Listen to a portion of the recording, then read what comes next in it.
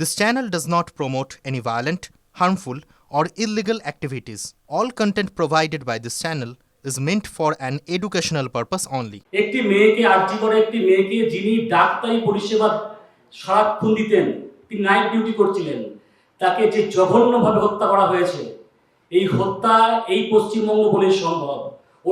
আর আমরা একটা জিনিস বলে দিই, আমরা বিশ্বাস করি না সঞ্জয় রায় একমাত্র সে দোষী।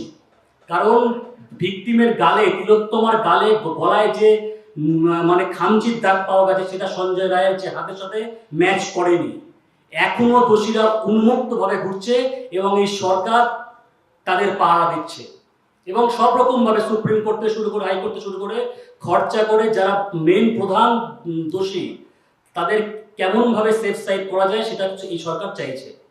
তো এই সরকার যেন 26-এ না ফেরত আসে এবং তার আগে প্রত্যেকটি বেকার, শিক্ষিত বেকার যারা আছেন, আমি বেকার বলি না, কারণ এই বাংলায় কোনো ছেলে মেয়ে বেকার বলে আমি সম্বোধন করতে পারবো না, কারণ তারা বেকার নয়, তাদের যোগ্যতা আছে।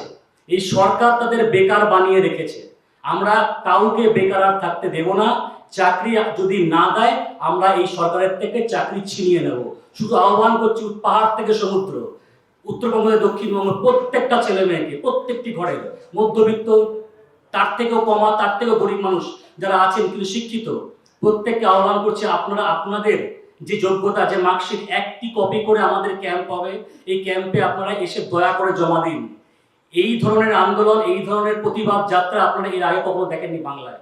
আমরা কোনো পলিটিক্যাল পার্টি নই, তেমন কোনো আমাদের সামর্থ্য নেই বিরাট কিছু করে দেখানোর, কিন্তু এইটুকু সাহস আছে যে আমরা মুখ্যমন্ত্রীর চোখে চোখ রেখে বলতে পারবো যে বাংলার প্রত্যেকটি ছেলে মেয়ের চাকরি আপনাকে থেকে আমরা ছিনিয়ে আনবো।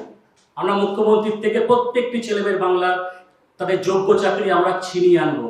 1 কোটি ছেলে মেয়ে, বাংলার 1 কোটি ছেলে মেয়ে পশ্চিমবঙ্গে, তারা পরিযায়ী শ্রমিক হয়ে বিভিন্ন রাজ্যে করছে কাজ। তারা ঘর বাড়ি ছেড়ে নিজের পিতা মাতা ভাই বোন সবাইকে ছেড়ে কাজ করছে, তাদেরকে ফেরত আনবো। এই বাংলাতেই কাজ হবে, এই বাংলাতেই চাকরি হবে। কোনো বাংলার প্রতিভা বাংলার বাইরে যাবে না।